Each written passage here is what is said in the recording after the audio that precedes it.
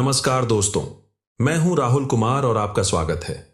तमिलनाडु की राजधानी चेन्नई से पहले यह मद्रास के नाम से जाना जाता था, तो मद्रास के अन्ना नगर नामक इलाके में 18वीं अवेन्यू रोड के पास एक लग्जरी बंगला था। यह बात है 1986 की 15 अक्टूबर 1986 दोपहर के 3:30 के आसपास का समय था। इस दौरान एक ब्रोकर थे, आनंद प्रसाद। वह इस बंगले में किसी काम से आते हैं। दरअसल यहां बंगले में 2 लोग किराए पर रहते थे। उनको यही बंगला खरीदना था। उसी सिलसिले में आज बात आगे बढ़ानी थी, तो ब्रोकर बंगले पर आते हैं। यहां आते ही इन्हें थोड़ा सा अजीब लगता है, क्योंकि बंगले में काफी सन्नाटा था। इन्होंने घर का डोरबेल बजाया और थोड़ा वेट किया, पर किसी ने भी दरवाजा नहीं खोला। अब ये कई बार डोरबेल बजाते हैं, दरवाजा खटखटाते हैं, अभी भी बंगले के अंदर से कोई भी रिस्पांस नहीं मिलता है। तो ब्रोकर ने बहुत कोशिश की, फिर सोचा कि घर के लोग कहीं गए होंगे, मगर ऐसे अचानक क्यों जाएंगे। उन्होंने आज का इतने बजे का एग्जैक्ट टाइम दिया था मीटिंग करने का। अगर उनको कहीं जाना होता तो पहले ही सूचना दे दिए होते। खैर, जो भी हो, अब ब्रोकर आनंद प्रसाद वापस लौट रहे थे। तभी उन्होंने बाहर चौखट के पास देखा कि 3-4 दिनों के अखबार पड़े हुए हैं। और इतना ही नहीं, घर में जो लोग भी रहते थे उनके चप्पल वगैरह भी वहीं पर पड़े थे। इसका मतलब कि घर के लोग घर के अंदर ही होंगे। इसी बीच ब्रोकर ने थोड़ा और ध्यान दिया तो उन्हें अजीब सी दुर्गंध भी महसूस होने लगती है, जो कि घर के अंदर से आ रही थी। यह थोड़ा अजीब था। इतना आलीशान बंगला जिसमें हर आराम की चीजें हैं, वहां से ऐसी दुर्गंध क्यों आ रही है, बदबू क्यों आ रही है। ब्रोकर दरवाजे और खिड़की के दरारों के पास जाकर जब दुर्गंध महसूस करने की कोशिश की तो यह सच निकलता है। सच में घर के अंदर से बदबू आ रही थी। अब ब्रोकर क्या करें, क्योंकि घर तो इन्होंने ही किराए पर दिया था, सारी चीजें इनके हाथ में थीं, तो यह बंगले के बारे में सब कुछ जानते थे। अब यह चलते हुए बंगले के दूसरी साइड पहुंचे। उधर भी एक दरवाजा था। दूसरा दरवाजा, फ्रंट वाला दरवाजा तो बंद था, लेकिन पीछे वाला दरवाजा पूरी तरह से खुला था। अब ब्रोकर घर के अंदर प्रवेश करते हैं। जैसे जैसे यह आगे बढ़ रहे थे, दुर्गंध भी बढ़ती जा रही थी। मगर यह दुर्गंध कहां से आ रही है और घर के लोग कहां हैं, वह भी दिख नहीं रहे हैं। यह बंगला 2 माले का था, लेकिन दुर्गंध बस ग्राउंड फ्लोर से ही आ रही थी। ब्रोकर ने देखा कि वहां सीढ़ियों के पास भी रक्त के निशान हैं, जैसे किसी जख्मी को घसीट कर नीचे लाया गया हो या ऊपर ले जाया गया हो। इसके बाद ब्रोकर उस रक्त का पीछा करते हुए ग्राउंड फ्लोर के एक रूम में जा पहुंचे।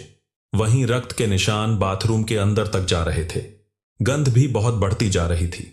अब ब्रोकर प्रसाद ने बाथरूम के करीब आकर दरवाजा खोला तो इन्होंने अपने चेहरे को रुमाल से भी ढका हुआ था। जैसे ही दरवाजा खोला, गंध का एक तेज झोंका बाहर निकलता है।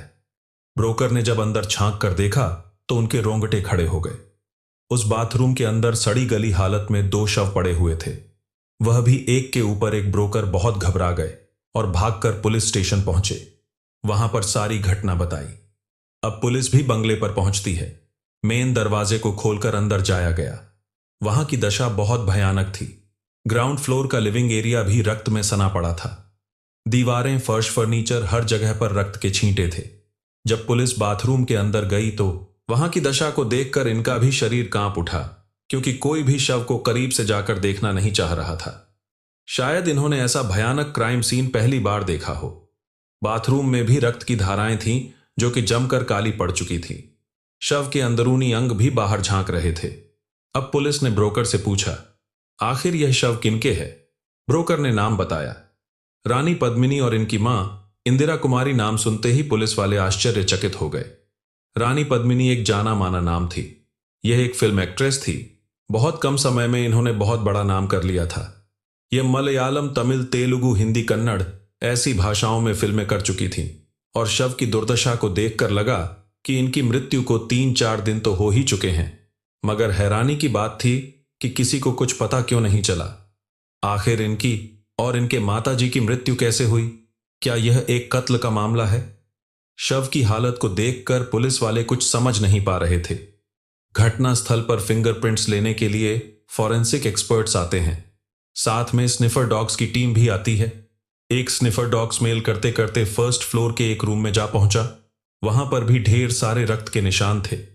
उस रूम में शराब की बोतल थी, खाने पीने की चीजें पड़ी हुई थीं। जैसे कि यहां पर शराब पार्टी चल रही हो।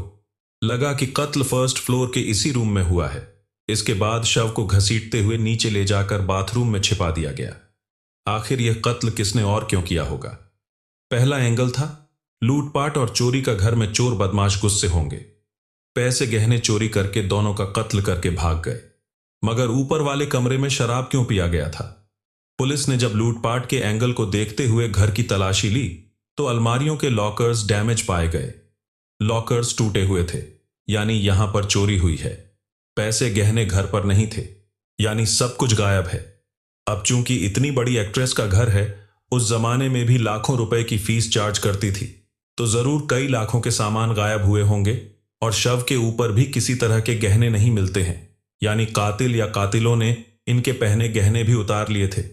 अब इतनी सारी चीजें कोई अकेला इंसान तो कर नहीं सकता है, इसमें जरूर 2-3 लोग शामिल होंगे। अब बारी थी शव का पोस्टमार्टम कराने के लिए डिस्ट्रिक्ट हॉस्पिटल भेजने की। उसके लिए एम्बुलेंस चाहिए। उन दिनों ज्यादा एम्बुलेंस चला नहीं करते थे। जैसे तैसे करके एक एम्बुलेंस मिला। कुछ न्यूज रिपोर्ट्स के अनुसार शव के दुर्गंध और उनकी हालत को देखते हुए एम्बुलेंस ड्राइवर किसी भी कीमत पर उन्हें गाड़ी में रखना नहीं चाह रहा था। वह भयभीत था। एक और दिक्कत थी कि शव को कैसे उठाया जाए। यह सड़ गल रहे थे, कैसे इसको हॉस्पिटल में ट्रांसफर किया जाए। अंतिम में ऑफिसर्स ने फैसला लिया कि इनका पोस्टमार्टम यहीं पर होना चाहिए। इसके बाद डॉक्टर्स की टीम बुलाई गई। उसी बाथरूम में ही दोनों शव का पोस्टमार्टम किया जाता है। इसमें पता चला कि दोनों के ही ऊपर किसी चाकू जैसे वेपन से कई बार वार हुए हैं। रानी पद्मिनी के ऊपर 12 बार और इनकी मां इंदिरा कुमारी के ऊपर 18 बार। आखिर कातिलों ने इतनी बार हमले क्यों किए? अगर वह लूटपाट करने के लिए आए थे तो इस तरह की हैवानियत क्यों दिखाई? पुलिस को लगने लगा कि लूटपाट शायद बहाना होगा। उनका मकसद दोनों महिलाओं का ही कत्ल करना था। इसलिए पुलिस ने अब दुश्मनी के एंगल से भी तफ्तीश करनी शुरू कर दी। रानी पद्मिनी का फैमिली बैकग्राउंड क्या था? इन्होंने किन किन लोगों के साथ काम किया और काम के दौरान इनकी किसी के साथ दुश्मनी हो गई हो? अपने एक्टिंग करियर में यह तेजी से उभर रही थी तो इनका कोई राइवल बन गया हो, जलन रखता हो। सब कुछ पुलिस ने पता लगाना शुरू कर दिया। वैसे रानी पद्मिनी के पास एक फेमस कार थी। निशान ब्रांड की। उन दिनों यह कार मद्रास में गिने चुने लोगों के पास ही हुआ करती थी। बहुत कम लोग इसे ऑन किया करते थे। उस दौरान इसकी कीमत थी करीब 7 लाख रुपए। रानी पद्मिनी के साथ साथ इनकी कार भी फेमस हुई, जैसे हर्षद मेहता और उनकी लेक्सस कार थी, वैसे ही रानी पद्मिनी और इनकी निशान कार थी। जहां पर भी यह जाती थी तो अपनी इसी कार से जाती थी। ब्रोकर ने ध्यान दिया कि वह निशान गाड़ी बंगले में नहीं है, तो इसने पुलिस को बताया। ऐसे भी लगा कि अचानक होने वाली घटना नहीं थी, बल्कि सोच समझकर प्लानिंग के साथ अंजाम दिया गया था। ब्रोकर आनंद प्रसाद का रानी पद्मिनी को बंगला किराए पर दिलाने के बाद उनसे और उनकी मां से अच्छी दोस्ती हो गई थी। तो पुलिस को इसी ब्रोकर से रानी पद्मिनी और इनकी मां इंदिरा कुमारी के जीवन से जुड़ी बहुत सारी चीजें पता चलती हैं। इंदिरा कुमारी का जन्म केरला के तिरुवनंतपुरम में 1944 में हुआ था। बचपन से ही इन्हें सिंगिंग, एक्टिंग, डांसिंग इसका बहुत शौक था। इनका सपना था कि यह बड़ी होकर हिंदी फिल्मों के एक मशहूर एक्ट्रेस बनेंगी, मगर सामाजिक बंधनों और फैमिली प्रेशर के चलते यह कुछ कर नहीं पाती है। बहुत कम उम्र में ही इनके माता पिता ने इनकी शादी करवा दी। इनके पति का नाम था विश्वनाथ चौधरी। यह एक संपन्न परिवार से थे। शादी के बाद इंदिरा कुमारी अपने ससुराल यानी मद्रास के अन्ना नगर आ जाती है। इनकी एक्टिंग अभी भी बरकरार रहती है। शादी के बाद भी इन्होंने एक्टिंग में ट्राई किया, मगर कुछ खास बनता नहीं है। इनको बस मूवीज की डबिंग के लिए बुलावे आते थे। इंदिरा कुमारी ने हिंदी, कन्नड़, मलयालम और तेलुगु जैसी भाषाओं की मूवीज को तमिल में डब किया था। ज्यादातर इनकी आवाज उन दिनों एक मशहूर एक्ट्रेस हुआ करती थी। पद्मिनी ने अपने जीवन में करीब 226 मूवीज की थी। इनकी ही आवाज थी। इंदिरा कुमारी आगे। 1962 में इंदिरा कुमारी की बेटी पैदा होती है। इंदिरा तो उस समय की एक्ट्रेस पद्मिनी से बहुत प्रभावित थी। उनकी फिल्मों को तमिल में डब किया था, उन्हें आवाज दिया था। ऊपर से इन्हें फिल्मों का शौक था, तो इन्होंने अपनी बेटी का नाम भी पद्मिनी रख दिया। मां का तो एक्टिंग करने का सपना सपना ही रह गया था, लेकिन जब बेटी पैदा हुई तो इन्होंने सोचा कि बेटी के जरिए ही अपना सपना पूरा करेंगे, इसको ही हीरोइन बनाएंगे। अपनी मां की तरह बेटी को भी फिल्मों का शौक था। माँ ने बचपन से इसको एक्टिंग की बारीकियां सिखाना शुरू कर दिया। इसको एक्टिंग इंस्टीट्यूट में एडमिशन दिलाती है। बदकिस्मती से पद्मिनी के बचपन में इनके पिताजी का देहांत हो गया। वह पीछे छोड़ गए ढेर सारा पैसा और जमीन जायदाद। जब पद्मिनी केवल 16 से 17 साल की थी, तभी मां इंदिरा कुमारी अपनी सारी जमीन जायदाद बेचकर मुंबई चली गई। इनका सपना था कि इनकी बेटी हिंदी फिल्मों में अपना एक्टिंग करियर बनाए, क्योंकि उस दौरान हिंदी फिल्में पूरे भारत में और विश्व भर में पसंद की जाती थीं। बॉलीवुड इंडस्ट्री आगे बढ़ रही थी। मां सब कुछ दांव पर लगाकर बेटी को लेकर मुंबई आई और अलग अलग फिल्म प्रोड्यूसर्स के ऑफिस के चक्कर काटने लगी। कई सारे प्रोड्यूसर्स और डायरेक्टर से बात करती हैं, मगर बात नहीं बनती। इसके कुछ महीनों या साल भर के बाद मां बेटी निराश होकर वापस मद्रास लौट आई और अन्ना नगर में बंगला किराए पर ले लिया। वहीं पर रहने लगी। अब मां ने सोचा कि हिंदी फिल्मों में काम नहीं मिला तो क्या हो गया, अब यह दूसरी भाषाओं की फिल्मों में बेटी के लिए ट्राई करेंगी, और यह करती भी है। अब तमिल फिल्म प्रोड्यूसर से बेटी के लिए काम मांगने लगी। काफी मशक्कत करने के बाद 1980 में पद्मिनी को मात्रा भाई रील नामक एक फिल्म में छोटा सा रोल मिलता है। यह पद्मिनी की पहली फिल्म थी। यहीं से शुरुआत हुई। इनके एक्टिंग करियर की धीरे धीरे इन्हें फिल्मों में छोटे मोटे रोल्स मिलने शुरू हो गए थे। 1921 में एक मूवी आई संघर्षम। इसमें थोड़ा अच्छा रोल मिलता है। इसी मूवी के बाद पद्मिनी सबकी नजरों में आनी शुरू हो जाती है। उस दौरान बहुत सारी फेलो एक्ट्रेसेस के नाम पद्मिनी हुआ करते थे, इसलिए इंदिरा कुमारी की बेटी ने अपना नाम रानी पद्मिनी कर लिया ताकि थोड़ा अलग दिखे। धीरे धीरे रानी पद्मिनी को और भी बड़े रोल्स में मौके मिलने लगे। यह भी अपने किरदारों को बखूबी निभा रही थी। इनके एक्टिंग और खूबसूरती से हर को प्रभावित होने लगा था।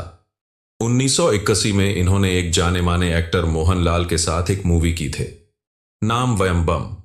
अब इन्हें नाम, पैसा, शोहरत सब कुछ मिलने शुरू हो गया था। यह तमिल के अलावा कई भाषाओं में काम करने लगी, जैसे कि मलयालम, तमिल, तेलुगु, कन्नड़। इनका सपना था कि हिंदी फिल्मों से भी ऑफर आए, और आगे चलकर आता भी है। रानी पद्मिनी 1980 से लेकर 1986 के बीच लगभग 6 सालों में 61 फिल्म्स कर चुकी थी, जिसमें ज्यादातर अच्छी चलती है। साल भर में यह 10 फिल्में साइन करने लगी। कामयाबी इनके कदम चूम रही थी। अगर यह जीवित होती तो भारत की शायद उस दौर की सबसे बेहतरीन एक्ट्रेस बन जाती। जब इनके पास बेशुमार पैसा आया तो इन्होंने 7 लाख की निशान कार खरीदी, उस जमाने में, जो कि मद्रास में इक्का दुक्का लोगों के पास ही थी। बंगलो तो इनका वही वाला था जो कि एक्टिंग करियर की शुरुआत में किराए पर लिया था। इस 2 मंजिला के मकान में बस मां बेटी ही रहती थी। मां तो घर के कामों में बिजी रहती थी और बेटी फिल्मों की शूटिंग में। अब जब पैसे आ रहे थे तो मां को काम करने की क्या जरूरत है। मां बेटी ने सोचा कि अब हमें खाना बनाने के लिए कुक चाहिए, कार के लिए ड्राइवर चाहिए, घर की सिक्योरिटी के लिए वॉचमैन चाहिए, यानी कि 3 कामों के लिए 3 लोगों की जरूरत है। इसके बाद इंदिरा कुमारी ने अखबार में इश्तेहार दिया। अखबार के ऐड की वजह से बहुत सारे लोग बंगले पर आते हैं। जॉब के लिए इंदिरा कुमारी और रानी पद्मिनी सबका इंटरव्यू लेती है। सारी चीजें करने धरने के बाद 3 लोगों को इन्होंने हायर भी कर लिया। पहले तो मिला सिक्योरिटी गार्ड लक्ष्मी नरसिंह, महीने भर बाद मिला। ड्राइवर लेनिन जेवराज, इसके बाद खाना बनाने के लिए मिला गणेशम। सभी लोगों ने अपने अपने काम शुरू कर दिए। अब रानी पद्मिनी के साथ इनकी मां इंदिरा कुमारी भी फिल्मों की शूटिंग पर पड़ जाने लगी थी। ड्राइवर जेवराज निशान कार से इन्हें ले जाने लगा। 1986 में रानी पद्मिनी को बॉलीवुड से एक फिल्म ऑफर होता है, प्रेम संदेश। तो मां बेटी दोनों को लगा कि अब इनका सपना पूरा हो रहा है। एक बड़ी फिल्म में बड़ा रोल मिला है। अब इसके लिए मुंबई जाना था। अब मां बेटी मुंबई जाते हैं। अपना घर तीनों नौकरों के भरोसे पर छोड़ दिया। प्रेम संदेश की शूटिंग पूरी होने के बाद मां बेटी वापस मद्रास आ गई। जिस बंगले में यह रहती थी, पता चला कि इसका ऑनर बंगला बेचने वाला है। चूंकि ब्रोकर इनका दोस्त था तो उसने यह बात बताई। अब इंदिरा कुमारी ने सोचा कि क्यों ना हम इसको खरीद ले। काफी दिनों से यहां पर रह रहे हैं, यादें जुड़ चुकी हैं, अब बैंक बैलेंस भी है। मां ने ब्रोकर से कहा कि ऑनर से बात करके बंगलों का रेट पूछो। अब 10-11 अक्टूबर के दिन ब्रोकर रानी पद्मिनी के घर पर आकर मां बेटी को बंगले का प्राइस बताता है। 15 लाख रू तो फौरन मां बेटी मान गई। मां ने कहा कि अब 15 अक्टूबर की दोपहर में लंच के बाद 3:30 पर आना और पैसे ले जाना। सारे पैसे कैश में देंगे। फिर ऑनर के साथ रजिस्ट्री ऑफिस चलकर सारी कागजी कार्यवाही पूरी करेंगे। इसी के बाद ही 15 अक्टूबर की दोपहर 3:30 पर ब्रोकर आनंद प्रसाद यहां बंगलों पर आता है, जिसके बाद इसने मां बेटी के शव को बाथरूम में पड़ा हुआ देखा। सारी चीजें जानने समझने के बाद पुलिस ने ब्रोकर से पूछा कि इस घर के तीनों नौकर कहां पर हैं। दिख नहीं रहे तो पता चला कि यह तीनों गायब हैं। अब पुलिस का शक इन्हीं तीनों नौकरों पर आ गया, जो कि यह घर में लंबे समय से रह रहे थे, तो पैसों गहनों के बारे में इन्हें अच्छे से पता होगा, कहां कहां पर वह रखे होते हैं। कहीं यही तो लूटपाट करके नहीं भागे। जब कोई किसी को हायर करता है तो उसकी हर एक इंफॉर्मेशन हायर करने वाले के पास होनी चाहिए। उसका नाम, पता, काम, फैमिली बैकग्राउंड। पुलिस ने घर में नौकरों की इंफॉर्मेशन के लिए पेपर्स ढूंढे, उनकी आईडी ढूंढे, मगर कुछ भी मिलता नहीं है। स्निफर डॉग्स भी बार बार बंगले के उस एरिया की तरफ जा रहे थे जहां पर यह तीनों नौकर रहा करते थे, जो साबित कर रहा था कि हो ना हो इसमें तीनों नौकर ही शामिल हैं। अब पुलिस ने अपने रिकॉर्ड्स में तीनों के बारे में ढूंढा। इसमें मिला कि जो ड्राइवर था लेनिन जेवराज, उसके कार चोरी के कई सारे क्रिमिनल रिकॉर्ड्स हैं। सेंट्रल जेल में सजा काटने के बाद कुछ महीने पहले यह जेल से बाहर आया था। इसी का साथ ही था नरसिम्हन, यानी दोनों क्रिमिनल्स थे। यही दोनों क्रिमिनल्स घर में नौकर की तरह काम कर रहे थे। तीसरा था गणेशन, इसका कोई रिकॉर्ड नहीं मिला। अब पुलिस ने जेबराज को ढूंढने की प्रक्रिया शुरू कर दी। काफी कोशिश करने के बाद 24 अक्टूबर 1986 को जेबराज पुलिस के हत्थे चढ़ जाता है। इससे पूछताछ हुई, मगर यह सारे इल्जाम से मना कर देता है। कहा कि पद्मिनी का एक पावरफुल नेता के बेटे के साथ प्रेम संबंध था और यह उनके बेटे के साथ शादी करने का प्रेशर दे रही थी, जिसके बाद उन्होंने ही कत्ल करवाया होगा। मेरा कोई हाथ नहीं है। इसी बीच जेवराज का एक दोस्त पकड़ा गया। वह एक चौंकाने वाला खुलासा करता है। शव मिलने के करीब हफ्ते भर पहले एक रात शूटिंग से रानी पद्मिनी और इनकी मां घर लौट रही थी। गाड़ी जेबराज चला रहा था। उस दौरान रानी पद्मिनी ने छोटे कपड़े पहने हुए थे। जेबराज रियर व्यू मिरर को रानी पद्मिनी की तरफ करके उसमें उन्हें निहार रहा था। जब मां इंदिरा कुमारी ने यह देखा तो ड्राइवर पर बहुत गुस्सा होती है। घर आने के बाद उन्होंने जेबराज को थप्पड़ मार दिया और नौकरी से निकालने की धमकी दी। इसके बाद ही जेबराज ने अपने इस दोस्त को उस घटना के बारे में बताया और कहा कि मां बेटी को यह छोड़ेगा नहीं, सबक सिखाएगा। वैसे जब रानी पद्मिनी और इंदिरा कुमारी ने तीनों नौकरों को हायर किया था तो उनके बारे में ज्यादा कुछ जानने की कोशिश नहीं की थी। बैकग्राउंड चेक नहीं करती हैं। इन्हें नहीं पता था कि तीनों नौकरों में से 2 नौकर तो क्रिमिनल्स हैं। आगे 3 नवंबर को लक्ष्मी नरसिंह भी पकड़ा गया। वह पूछताछ में सारे गुनाह स्वीकार कर लेता है। यह लोग घर में बस इसीलिए काम कर रहे थे क्योंकि यह एक बड़ी एक्ट्रेस का घर था। एक दिन यह हाथ साफ करके चोरी चाकारी करके भाग जाते। इनकी चोरी करने के पुराने रिकॉर्ड्स भी हैं। ही ड्राइवर की नजर गाड़ी पर थी और वॉचमैन की पैसों पर, लेकिन जो कि मां बेटी अक्सर घर से बाहर ही रहती थी, कई कई दिन तक घर नहीं आती थी, शूटिंग में ही उलझी रहती थी, तो जेवराज और लक्ष्मी नरसिंह ने अपना प्लान कुछ दिनों के लिए रोक दिया। वैसे इन्होंने गणेशन को भी अपने प्लान में शामिल कर लिया था। मां बेटी तो बाहर ही रहती थी और तीनों नौकर घर में आराम से रहते थे या खाते पीते आराम करते थे, ऐश कर रहे थे। सब कुछ चल रहा था। इनका चोरी करने का प्लान तो पहले दिन से ही था। जब भी जेबराज दोनों महिलाओं को शॉपिंग कराने के लिए ले जाता था तो दोनों सीधे ज्वेलरी शॉप पर जाती, घंटों वहां पर रहती थी, ढेर सारे गहने खरीदती भी, सब कुछ देखता था और घर पर आकर अपने दोनों साथियों को बताता था। फिर आगे वह थप्पड़ वाला इंसिडेंट होता है। इसके बाद ही बंगला खरीदने वाली बात इंदिरा कुमारी ने ब्रोकर से की। उस दौरान घर में ड्राइवर जेबराज मौजूद था। इसने सुन लिया था कि 15 लाख रुपए कैश इंदिरा कुमारी देने वाली है और टाइम था 15 अक्टूबर, यानी 4-5 दिनों के बाद। इस हिसाब से अभी फिलहाल घर में 15 लाख रुपए जरूर होंगे। अब इसने गाड़ी चोरी करने का प्लान कैंसिल करके पैसे चोरी करने की सोची। आगे इसने 15 लाख रुपए के बारे में अपने दोनों साथियों को बताया। इससे पहले कि वह पैसे ब्रोकर को दे दिए जाए, इन्हें चोरी करनी है। जेवराज को उस थप्पड़ और बेइज्जती का बदला भी लेना था। अब इसने इंदिरा कुमारी का कत्ल करने की सोच ली, मगर दोनों नौकर लक्ष्मी नरसिंह और गणेशन ऐसा करने से झिझक रहे थे। फिर जेवराज ने इन्हें समझाया कि चोरी करके अगर भाग गए तो दोनों औरतें इन्हें पहचानती हैं, पुलिस से पकड़वा देंगी। अगर कत्ल करके भागे तो कोई भी पहचानेगा नहीं। दोनों औरतों के कोई सगे संबंधी भी नहीं है। साथ रहते हुए इन्हें यह बात पता चल गई थी। बस एक रिटायर्ड आईएएस मामा थे जो कहीं दूर रहते थे। घर पर कोई आता जाता भी नहीं था।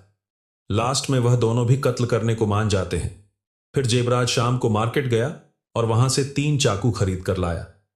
अक्सर शाम में मां बेटी शराब पार्टी करती थी, तो नौकरों ने सोचा कि जब यह नशे में होंगी तभी कत्ल करना और चोरी करना आसान होगा। जिस दिन पैसों की बात हुई थी कि 4-5 दिन बाद आके 15 लाख रुपए ले जाना, उसी रात का प्लान बना। इसी रात में ही मां बेटी फर्स्ट फ्लोर के रूम में खाने पीने से पहले शराब बैठकर पीती हैं। इनकी आदत है कि ड्रिंक करने के बाद ही डिनर करती थी, इसलिए कुक घर में ही था। जेबराज बाहर वेट कर रहा था। लक्ष्मी नरसिंह भी घर के अंदर ही था। अब सभी मिलकर मौके का इंतजार कर रहे थे। इसी बीच रानी पद्मिनी किसी काम से ग्राउंड फ्लोर के किचन में आती है। तभी चुपके से तीनों बदमाश ऊपर गए और इंदिरा कुमारी के ऊपर चाकू से वार शुरू कर दिए। चीख पुकार सुनकर रानी पद्मिनी भी भागकर ऊपर जाती है। देखा कि तीनों नौकर मां को मार रहे हैं। अब वे तुरंत दौड़कर नीचे गई। भागने की कोशिश की, लेकिन तब तक जेबराज मैन दरवाजे के पास ही रानी को पकड़ लेता है। बाकी दोनों भी आ गए। कुछ न्यूज रिपोर्ट्स के अनुसार तीनों बदमाशों ने रानी पद्मिनी के साथ सामूहिक दुष्कर्म भी किया था। फिर चाकू से 12 बार वार करके कत्ल कर दिया। इसके बाद यह दोनों शव को बाथरूम में लाकर बंद कर देते हैं। फिर इन्होंने घर से 25 लाख रुपए के गहने चोरी किए और 15 लाख रुपए कैश उठाए। कीमती सामान चोरी किए। जेवराज ने निसान कार भी उठा ली थी। फिर तीनों आपस में पैसे और गहने बराबर बांटने के बाद अलग अलग फरार हो जाते हैं। कत्ल की अगली शाम जेबराज एक लड़की को लेकर इस बंगले में आता है। लड़की पहचान गई कि यह तो एक एक्ट्रेस का घर है, इसको उससे मिलना था। जेबराज ने कहा कि वह शूटिंग के लिए बाहर गई हैं। इसके बाद लड़की और जेबराज यहां पर 5-6 घंटों तक रहते हैं, फिर चले गए। 2-3 दिन बीत चुके थे। अभी तक किसी को भी खबर नहीं थी कि इतनी बड़ी एक्ट्रेस का कत्ल हो चुका है। जब 15 अक्टूबर की दोपहर में ब्रोकर आए, तभी यह केस खुला। 1988 में गणेशन भी पकड़ा जाता है। ज्यादातर चोरी के सामान पुलिस ने रिकवर कर लिए। यहां पर एक और चौंकाने वाली चीज होती है कि पोस्टमार्टम होने के बाद अब दोनों शव को मोर्चरी ले जाना था, लेकिन इसके लिए भी कोई रेडी नहीं हुआ। जैसे तैसे एक टैक्सी मिलती है। टैक्सी वाला भी राजी नहीं होता है, लेकिन पुलिस उसे डरा धमकाकर राजी करवाती है। इसके बाद शव को पॉलिथीन में पैक करके टैक्सी में रखा गया और हॉस्पिटल ले जाया गया। अब रोज अखबार में इस कत्ल के बारे में छप रहे थे, लेकिन शव क्लेम करने के लिए कोई भी नहीं आ रहा था। कोई भी रिश्तेदार नहीं था। जो आईएएस मामा थे, उनको भी खबर नहीं थी। अंतिम में मलयाली फिल्म परिषद के रिप्रेजेंटेटिव एक्टर मोहनलाल आगे आते हैं और विधि विधान से दोनों